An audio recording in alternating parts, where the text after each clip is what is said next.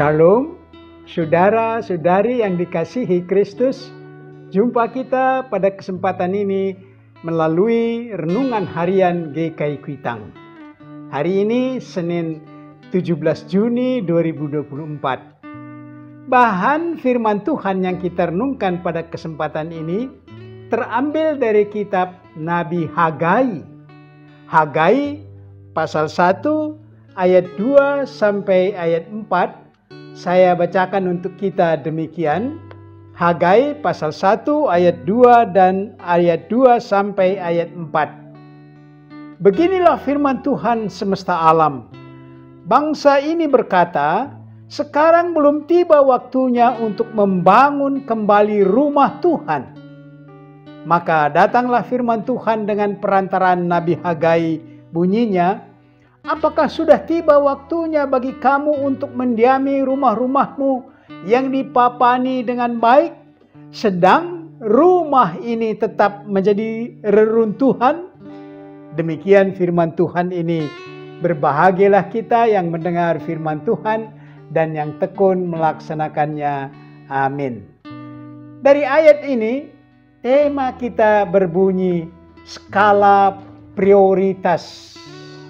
Saudara-saudari yang dikasihi Kristus, saat kita mau makan, yang menjadi prioritas kita ialah berdoa. Karena yang kita akan makan adalah dari tangan Tuhan. Tetapi dalam suasana lapar sekali dan mengejar waktu, ada saatnya kita tidak berdoa atau doanya di bawah standar sebelum makan itu. Kita bisa memaafkan diri sendiri, tetapi bagaimana perasaan Tuhan? Bisa juga demikian waktu kita mau tidur malam, ngantuk sekali sehingga lupa berdoa. Demikianlah kita digugah. Apa prioritas, skala prioritas saat kita menghadapi kehidupan ini? Saudara-saudari, Nabi Hagai dalam suatu keadaan setelah umat Israel pulang dari pembuangan, mereka telah sampai di Yehuda dan Yerusalem. Itulah waktu yang ditunggu-tunggu telah tiba, merdeka dan keluar dari tawanan. Alangkah bahagianya mereka. Mereka membangun rumah tinggal, membuka usaha pertanian, segala keperluan mereka sehari-hari diusahakan. Tetapi keadaan sehari-hari itu ternyata sulit, tidak maju-maju. Kehidupan sangat berat, tidak cukup sandang pangan, dan harga membumbung tinggi. Apa sebabnya? Karena prioritas hidup bangsa yang merdeka ini keliru. Setiap orang semata-mata hanya memikirkan kepentingan diri sendiri. Mereka lupa siapa yang mengembalikan, siapa yang membawa mereka pulang ke negeri mereka. Peran dan kedudukan Tuhan diabaikan. Nafsu mencari kenikmatan menjauhkan mereka dari peran dan kehadiran Tuhan. Itulah yang terjadi. Masing-masing sibuk membangun rumah untuk mereka, ladang mereka buka untuk meraih hidup yang lebih baik dan layak. Padahal segala yang baik dalam hidup ini sampai saat kita ini berasal dari Tuhan. Dia berkenan mengaruniakannya, dia juga berkenan menahannya, bahkan menstop aliran karunia itu bagi kita, bagi orang yang tak bertuhan. Mereka mengatakan untung atau rugi itu, sukses atau gagal, terletak dalam studi kelayakan, dalam perhitungan usaha seseorang menjalankan usahanya. Terserah mereka yang tak bertuhan.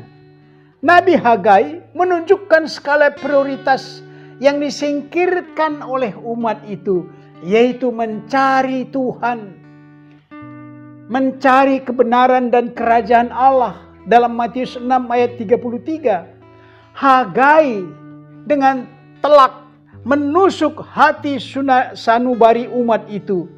Rumah Tuhan, bait Allah yang dalam puing reruntuhan, sama dengan rumah mereka.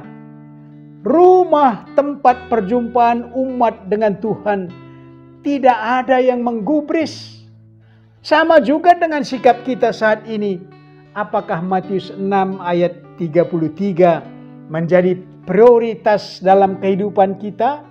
Atau biarkan saja ayat itu tinggal di Alkitab, kemudian kita berusaha menurut skala prioritas dengan studi kelayakan atau perhitungan logika kita saja? Apa yang menjadi prioritas aktivitas keseharian kita? Teguran Nabi Hagai membuat umat itu memandang pada puing-puing reruntuhan bait Allah. Dengan teguran itu, umat menghentikan kepentingan diri sendiri dan mereka membangun bait Allah. Walau tidak seindah aslinya, tetapi suatu kenyamanan hidup terpancar bagi setiap orang yang berdoa, bersekutu, beribadah di bait Allah itu. Mari saudara-saudara, kita aplikasikan renungan ini dengan pokok berikut. Pertama, dapatkah Anda membuat skala prioritas dalam menjalani hidup ini? Yang kedua, bagaimana Anda menyatakan tanggung jawab Anda pada jemaat di mana Anda bergabung? Yang ketiga, mencari kerajaan Allah dan kebenarannya. Matius 6 ayat 33. Bisakah menjadi prioritas hidup Anda?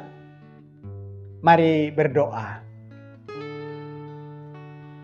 Bapa Surgawi yang kaya akan kasih karunia yang baik bagi kami, kami mohon Roh Kudus membimbing hati dan pikiran kami untuk mencari kerajaan Allah dan kebenarannya. Kami mohon dan kami berusaha agar kerja kami diberkati Tuhan dengan kebaikan. Inilah doa kami dalam nama Tuhan. Amin.